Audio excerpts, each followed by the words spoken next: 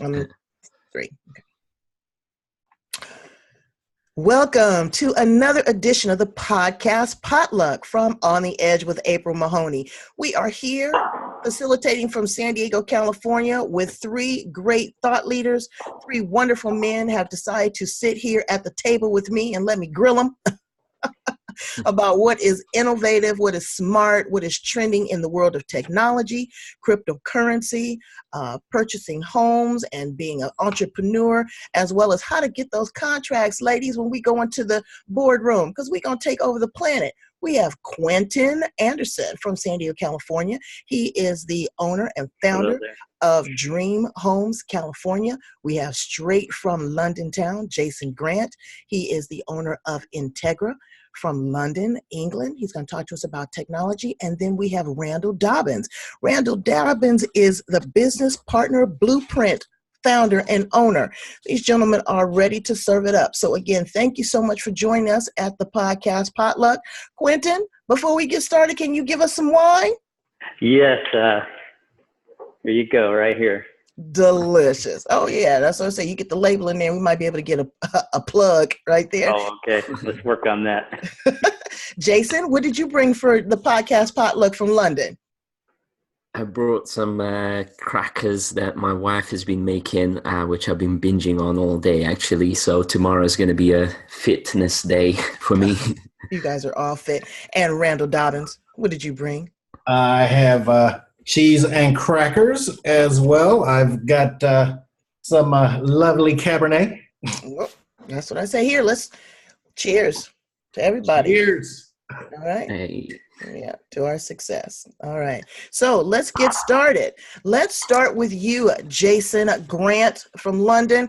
Tell us a little bit about you, your business, and what is going on in the world of technology.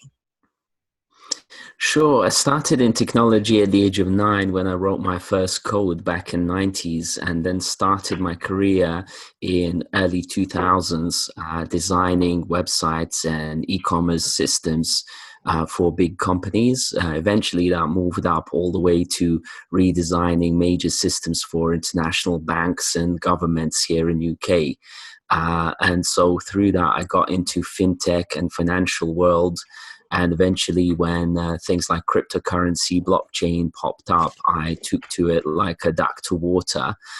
So I've been exposed to the world of technology, business, and transformation of corporate world for about 15 years. And that's really what Integral is focused on as a company. But we now also focus on redesigning minds as well, to unify this kind of triplet of mind design, designing solutions, and also then designing businesses. So that's really what the focus is. So I have to reprogram my brain and change my currency to keep up with what's going on in the 22nd century. That's literally it. Without redesigning your mind, you won't get the next wave of innovation and upgrades that's coming to humanity. Right. I need a download. Okay. Randall Dobbins from Houston, Texas. How are you showing up in the world, friend? Well, as you know, I work with women and minority business owners to go after the largest contracts in the world. People oftentimes forget that the budget of the United States government is $5 trillion. The U.S. economy is $19.8 trillion. Yet the top 500 companies in the world in 2016 had sales of over $27 trillion. Just the top 500. And it's funny because people will always say to me, well, how do I go about getting a government contract? I'm like, why would you want to swim in that pond? That's only a $5 trillion market. Right. Why are you going where the real money is? Like, look, if you want to get money, rob a bank. If you want large contracts, go after the big boys. Go after the top 500 companies. So my background with this is I used to work for one of the big boys, the largest oil company in the world, Royal Dutch Shell. And I was a buyer for them. I worked for Westinghouse Electric Supply Company, writing big contracts for them. So I've written big contracts as both a buyer, a seller, and as a business owner myself. And so I see this from all three sides, from buyer, seller, business owner. And Business Partner Blueprint just works with minority and women business owners to learn the insider secrets of what it takes to get in the boardroom and successfully get the big deal one after the next. All right, we got to change our mindset and we're going for the big deal. Quinton, and then after we do all of that, you're going to help us purchase our dream home, right? Because you are the broker extraordinaire here in San Diego, California. Tell us a little bit about you and how you show up in the world. Well, I started my real estate career back in 1986 when I had hair and a mustache. And a few years later, I studied for the exam and become a broker and opened up an office and built that office to 26 agents, and we were going like gangbusters. And that allowed me to invest in some other opportunities. Learned how to both coach new agents, work with experienced agents. So established a pretty good brokerage as a broker owner. And I also have a branch in Los Angeles and Bay Area, San Francisco Bay Area. Okay. And then you're also, all three of you are fathers, right? Yes. Yes. Awesome sauce. I love that. So I'm going to get back to that because I want to ask you how you have been able to balance fatherhood and working. You know, they always do put the heavy lifting on the wife and the mother, and she's got to do the soccer, and she's got to take the kids for the nails, and she's got to do the, you know, the road trip and all that kind of stuff. But you three men are very engaged. And so I want to commend you for that. I shouldn't commend you because that's what you should be doing. I want to thank you and I want to acknowledge you. So Jason, I want you to explain to my brains, what is this cryptocurrency and blockchain? You know, people heard about Bitcoin 1 minute and then the next minute it was going through the roof and now it's kind of fizzled off. But I understand currency because I'm an investor. And I've been an investor a long time, and I understand how technology works, and I know how currency works, and the currency must change. I mean, I go into a major bank to make a deposit for my niece. Cash, mind you, they wouldn't accept the cash. They said, oh, no, if your name is not on the account, we will not accept the cash. They want a paper trail. Okay, and there is nothing backing the US dollar. They just keep printing it, and we're trillions, if not gazillion dollars in debt. So I know that the paradigm has to shift. The currency is going to have to shift. In a nutshell, please tell my brains, what is cryptocurrency and blockchain? So it's a new form of money that is issued by machines and run through a decentralized network that manages the overall ledger worldwide, that keeps a log of who owns what and the transactions between people. And the idea behind it is that it's absolutely and completely transparent, and it's peer-to-peer, which means that if I'm sending you money, it's just a transaction between you and I. We don't need any form of a bank. The network itself is the bank, and each one of us is a sovereign individual, like it used to be back in the day in US of A, where a person who owns the ranch would be able to say to the sheriff, you know, that's it now, sheriff, no longer can you come close to me because this is my ranch and I'm the king of this ranch. So the idea behind cryptocurrencies is that everyone's the king of their own money ranch, and that nobody else can claim that through taxes or various other impositional reasons, if that's a word, whether because you're wrong color skin or you're a refugee or perceived to be an alien, etc., etc. So it's like everyone's equal in this game. And what the perceived value of that is dependent on the perception of people. So one moment we have this perception that is very high, another moment it's low, but the underpinning proposition is what it is, and there is value to it, certainly, especially for the times that seem to be to come, which is a lot more sort of economic uncertainty and a lot more of this kind of printing of fake money. Which is worth less and less worth over time. Right. And it is it's very interesting how it has developed. Now I know that Bitcoin, for example, went through the roof.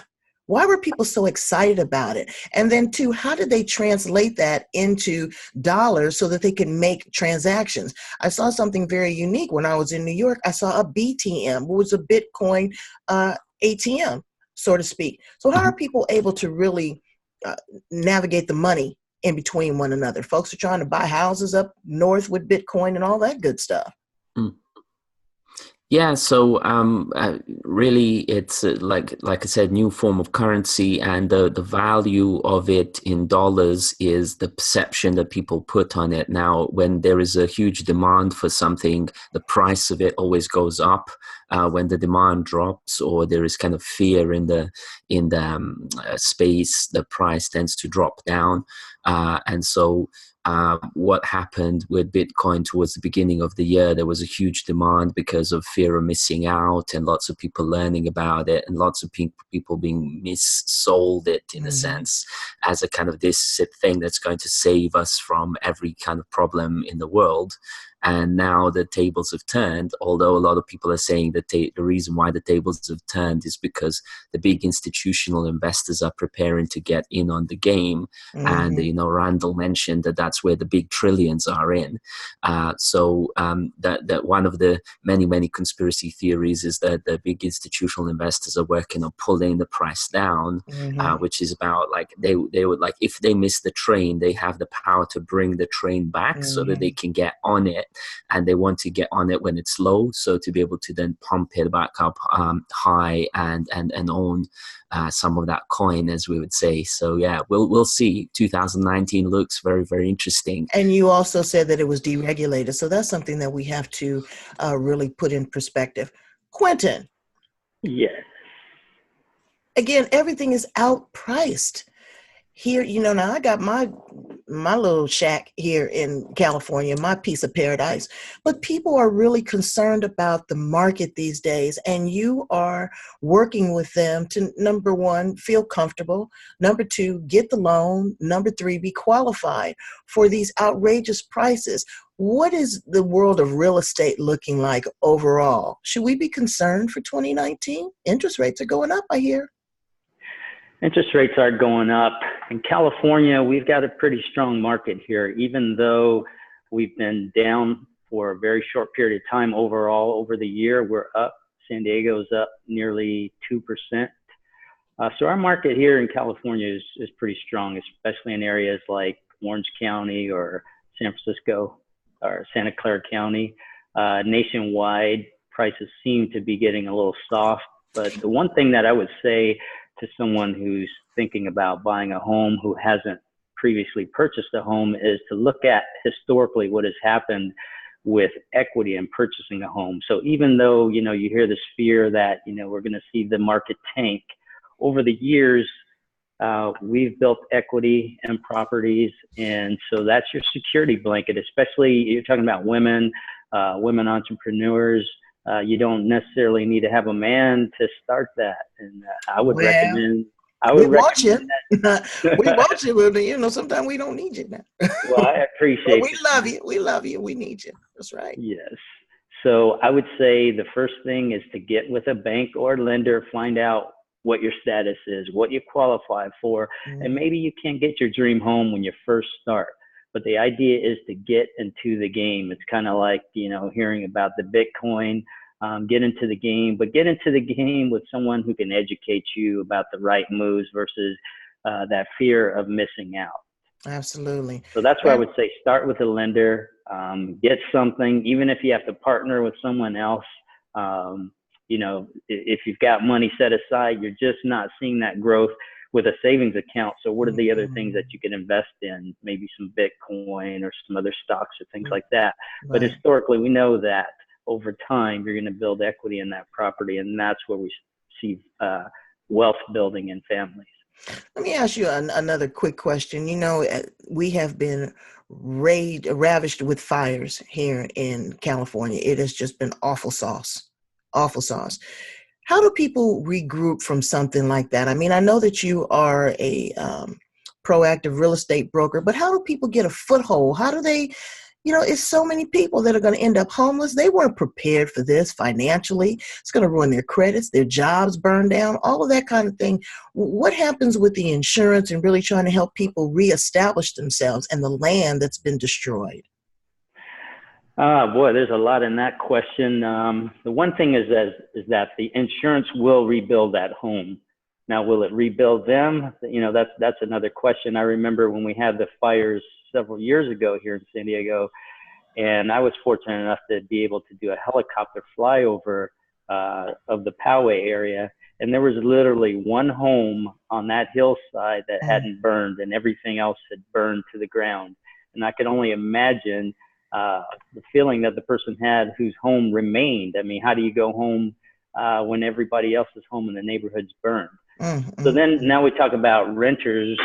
What did they do? Well, hopefully there's other housing in the area that they could move to. And then you've got the challenge with, are they going to be price gouged? Like when, there's a shortage of water, and then you see, water is $5 for one bottle of water, so hopefully we won't see landlords taking advantage of somebody else's misery.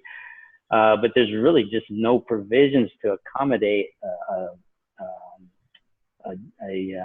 situation like that, where not only is the entire neighborhood burned and you've displaced families, the school systems aren't functioning. So, the school system's not going to get money for the students' attendance. So there's just a lot to deal with.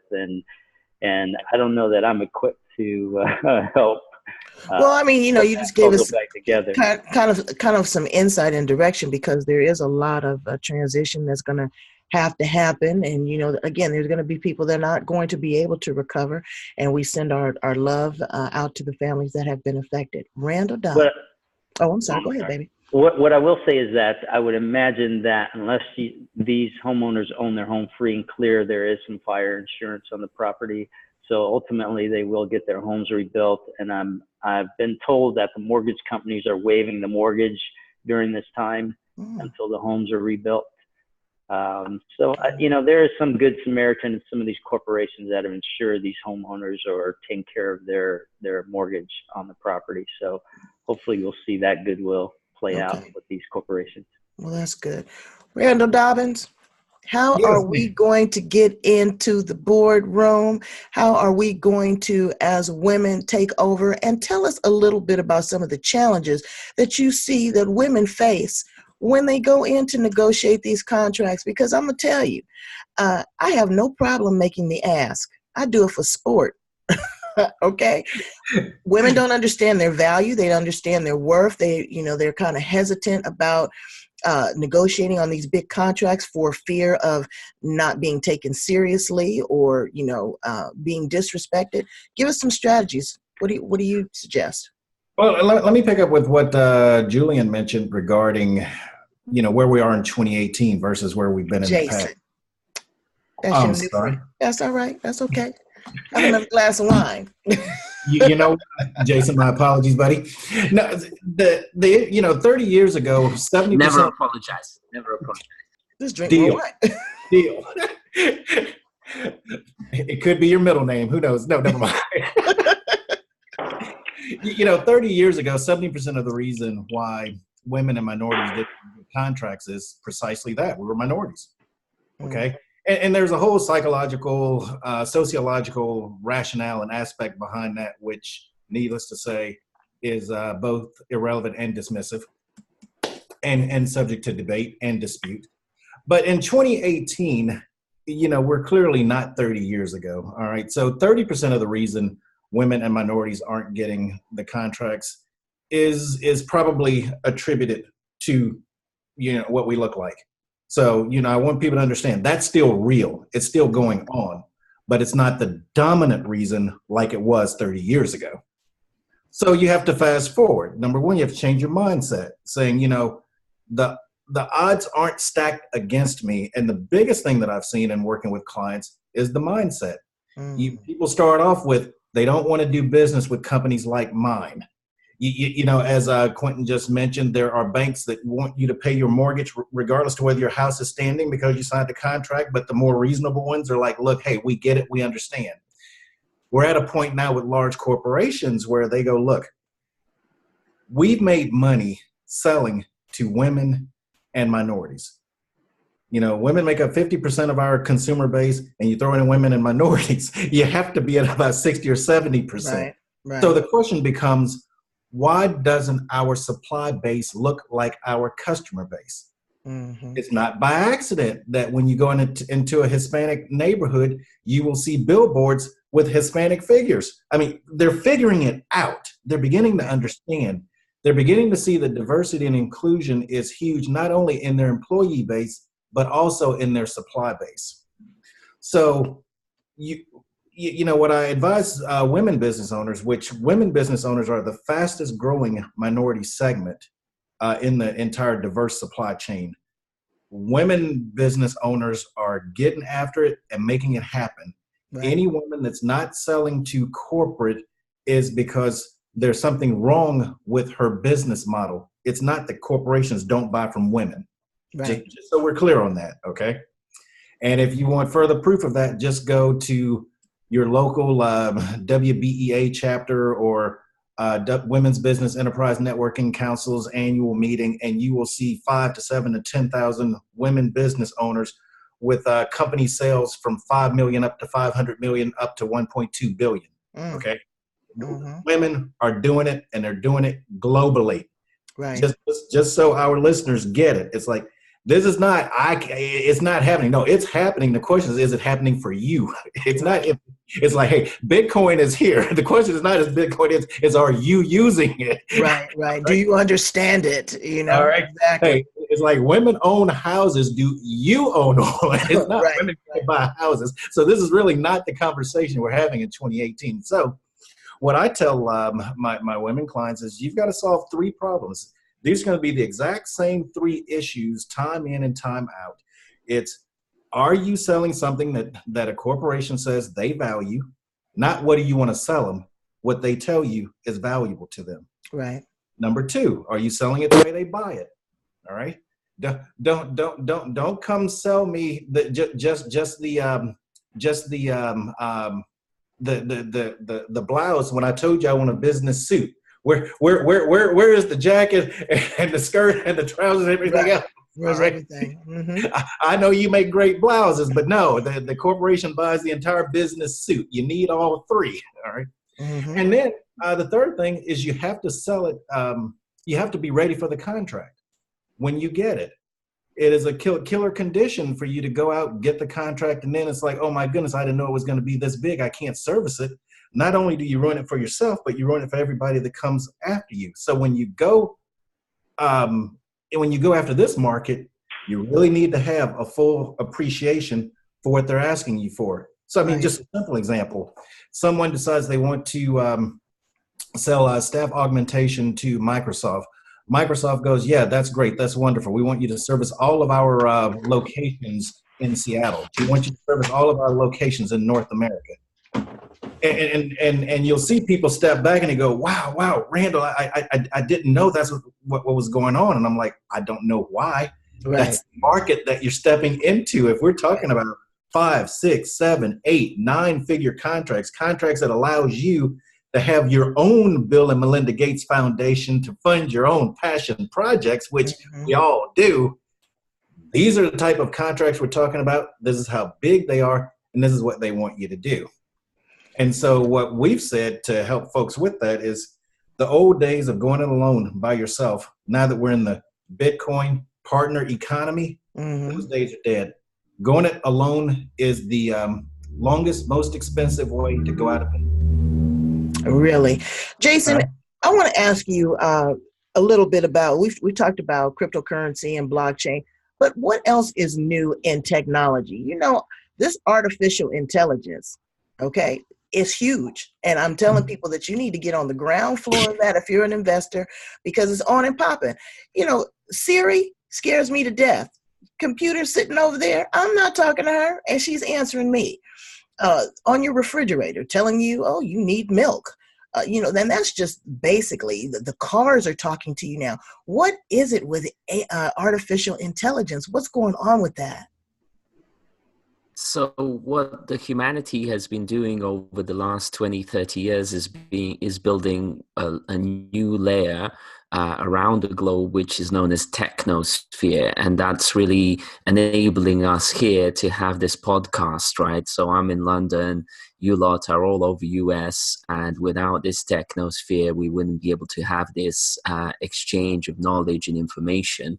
And it doesn't matter that we're literally on two sides of the globe, and the earth is round, by the way.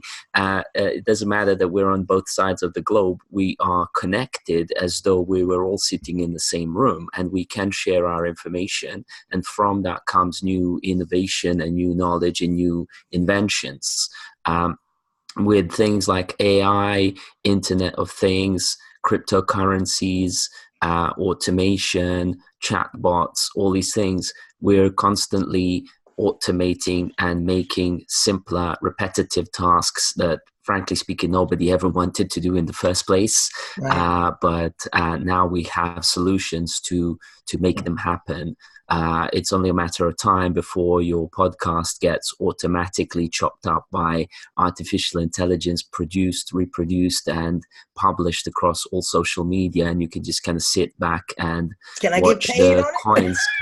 Well, yeah. So this is where so you're thinking. This is why your mindset needs to up itself and upgrade itself to think at the next level of value add. So if everything is automatable, therefore your value add is not in repurposing the podcast, but actually thinking about what the next level of quality add and usefulness that you can bring in there.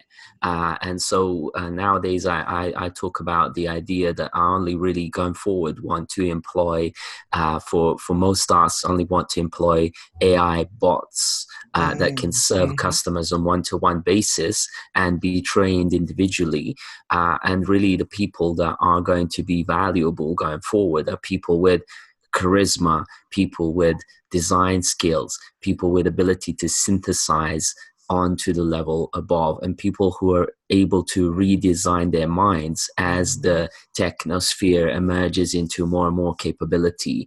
There is a term called centaur, which is the idea of humans working with AI in partnership, so that you use this big data, insights, knowledge, and wisdom that come from AI and machines that are quickly able to traverse through hundreds and millions of data points, and then based on what the AI is thinking, you can then, as a human with feelings, emotions, heart, soul, and so on, add your level of cognition on top of that. And when you add the two and two together, you get something that is super smart. So yeah, and the human being becomes extinct.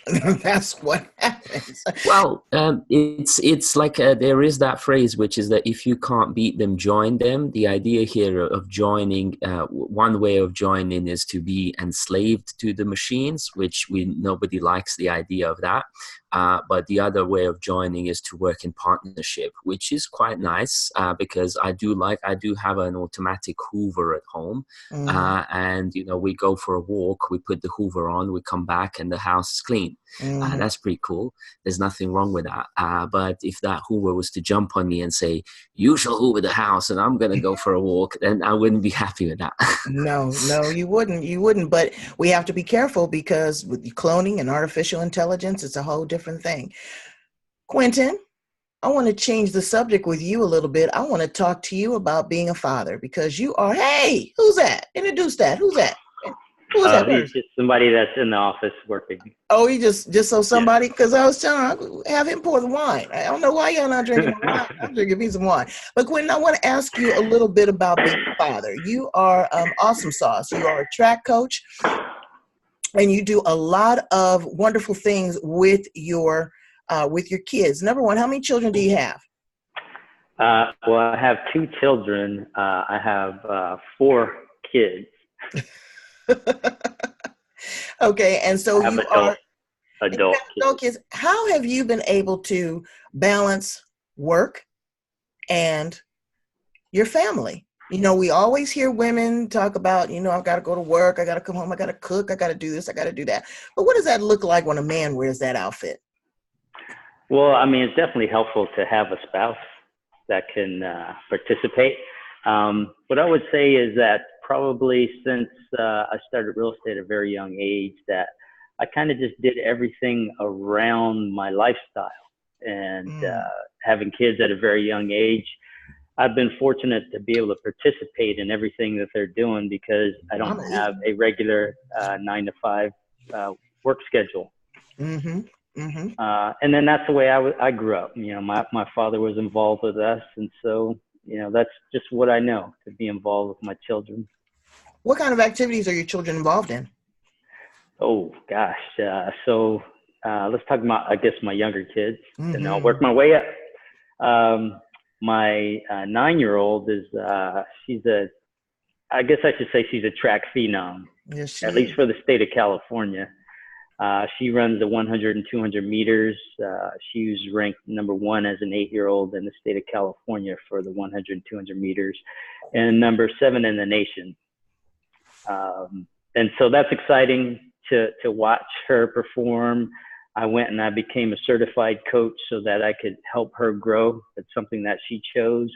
So I wanted to make sure that I could support her in that. So I'm literally with her 5 to 7 days a week between practice, training, and performance days.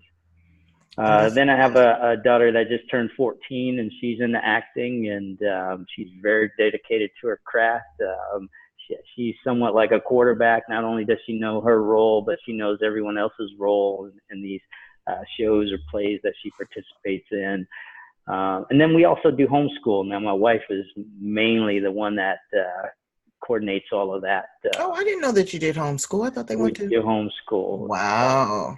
And that was because of some of the challenges that young girls face with the peer pressure in school. Mm-hmm. You know, my daughter, who just turned 14, she still enjoys going to play on the playground and swing. Right. You know, Right. and these 14-year-old girls now, you know, they're into the hair, the makeup, you know, the music, and you know, it's just not her. So, you know, I'm happy to support her being a little girl as long as she wants to. That's awesome. That is awesome. Now, you want to hear about my older children? No. Okay. No, we do. But a little bit, I want to ask Jason about him being a father. I know when I was coordinating this and trying to get everybody's schedule, he says, okay, I can't talk right now because I'm helping my child with their homework. And I just love that, you know, that he stopped what he was doing as far as, you know, communicating his business and his business ethics to really focus on helping with the homework. What does that look like as far as fathering in the UK? Are fathers really engaged and really pouring into their children? And do you have 2 children or 1? I have 2 children. My son is 11 and my daughter is 7, and they are very, very individual, I would say, and quite determined in their minds as to kind of what they like and what they dislike. UK is a very, very different to US in terms of mentality, and in many respects, like UK people, the natives here are not that emotionally connected, we'd say. I'm actually originally from Bosnia. I came to UK as a refugee in 95, so I spent 3 years in war in Bosnia. So kind of like have a slightly different outlook on life, in the sense that I've experienced that kind of situation, you know, where you're like rough sleeping and not knowing what tomorrow really looks like and whether, you know, I'm going to see the light of the day again. But so you know, I bring that humbleness to every day in life. And you know, my children do go to private schools, you know, and that's why it's important for me to be in business, to be able to afford all that and, you know, give them the best head start possible.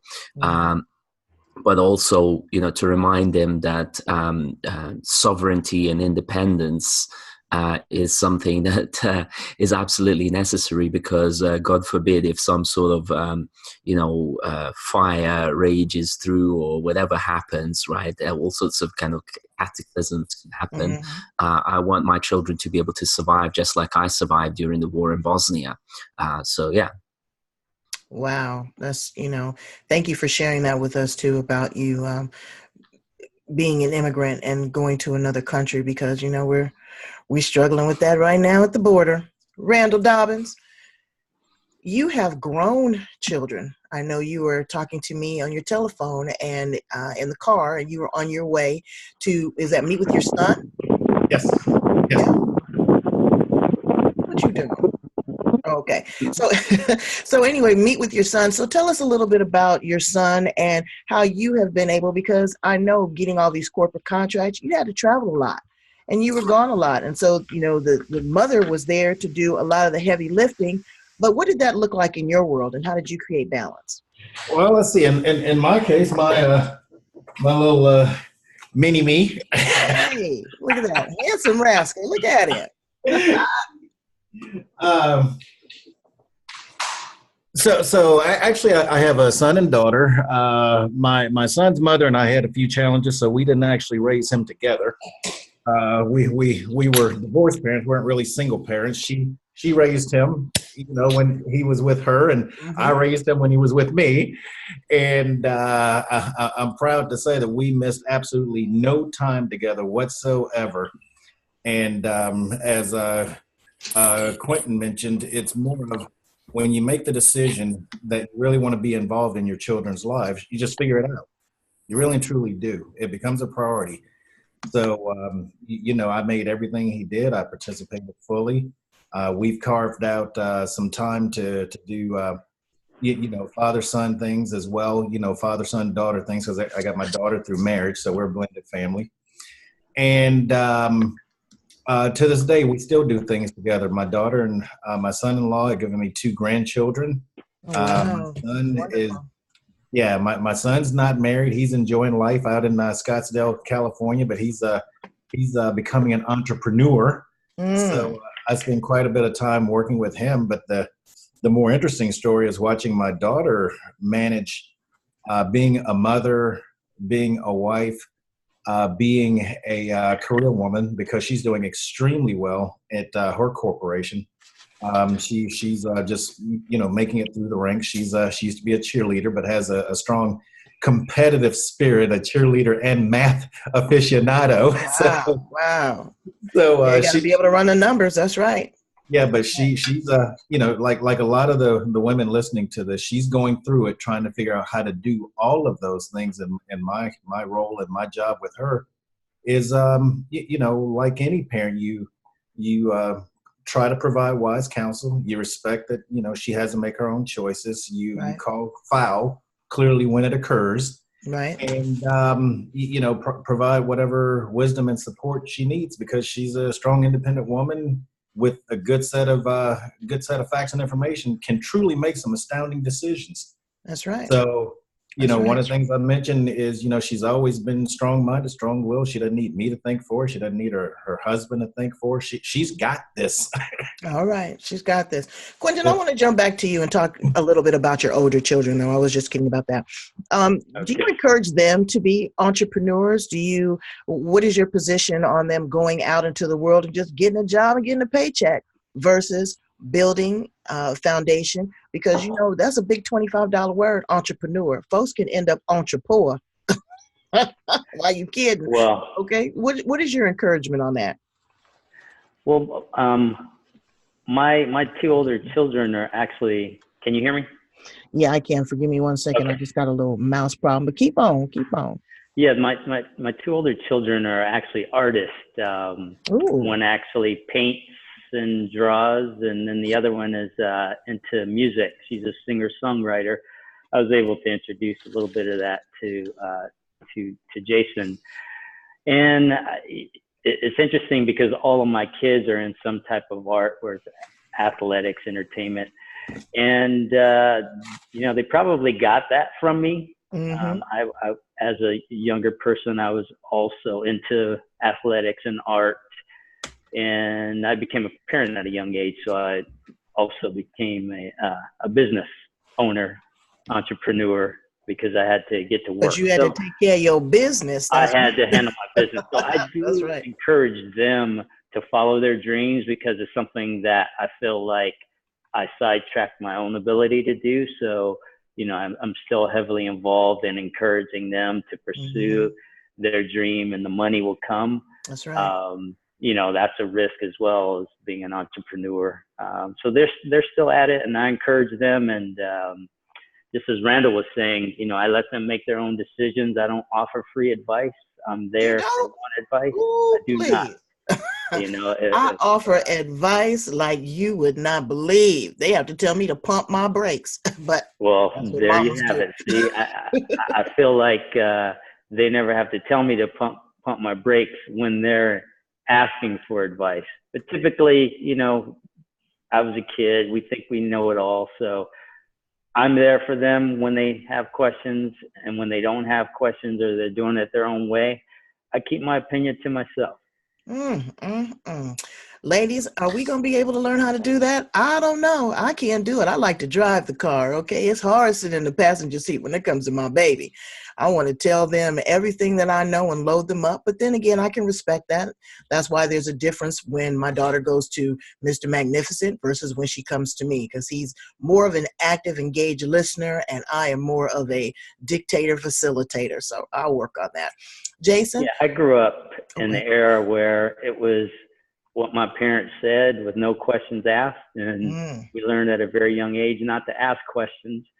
I'm not sure that that's the greatest way, because I want to encourage my kids to feel free to ask questions, make some challenges respectfully, yet at the same time, I know that there were questions that I didn't get answered from my parents because of the dynamics of it was their way and their way only.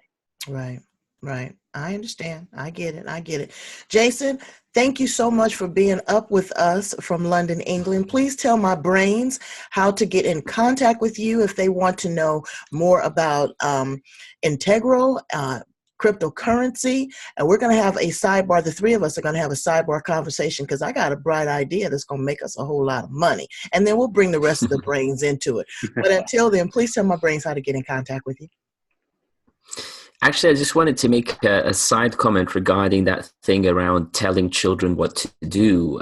One of the big challenges for women, because they're the miracle makers of bringing new souls into existence, and having spent 9 months of actually growing another human inside of them. So there's this concept of soul within a soul. Actually, the big challenge is to let go of those other souls and let them make their own decisions. And that's very, very important, especially for female children, for moms not to tell them what to do all the time, because that way you're robbing them of their own decision making. So as people are able to make decisions for themselves more independently, they're actually then able to do that in boardrooms, in meetings, with their partners, whoever they're with, their business partners or marriage partners, etc. So that's a big kind of challenge for women, just like it's a big challenge for men to step into owning more of the relationship and being emotionally present and so on. So that's a kind of the mirror side of things. But how to keep in touch with me, and it's a lots of these kind of psychological discussions we can have. My personal website is www.jasongrant.in. And Integral website is www.integral.me. So, yeah. Okay. Randall Dobbins, how are people going to get more information from you? I know that you're a podcaster as well, so be sure to share that with my brains, because I want them to tune in and get tuned up to what is going on in the world, and you're going to keep us abreast of what's going on. Absolutely. Listeners can get in touch with me. And thank you, by the way, April, for the invitation and for having me on this amazing. Absolutely. Quinton and Jason have shared quite a bit of wisdom here, and I really appreciate it just being a part of this. They can go to businesspartnerblueprint.com, or they can send me an email at randall.dobbins@businesspartnerblueprint.com. Or, as you mentioned, and I so appreciate you, April, they can tune in to Blueprint Pros, Blueprint, one word, Pros podcast. And you can catch it on iTunes, Spotify, Castbox, all the usual suspects, Anchor.fm. You can find it anywhere. It's Blueprint Pros podcast. And we're talking about landing corporate contracts, what it takes. Absolutely. And so, Quinton, before we leave, darling, could you refresh my wine? Because I was the only one seeming to have some wine. Would you put it back in the refrigerator? It's back in. You want it cold, right? Yes, please. Thank you.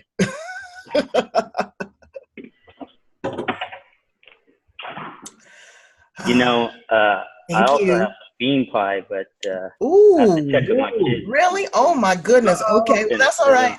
That's right. I'll get some from you. And then we have to come over to your gym. We forgot to talk about your gym that you own here in San Diego, too, to get fit. I'm coming. I got to work this turkey. Okay.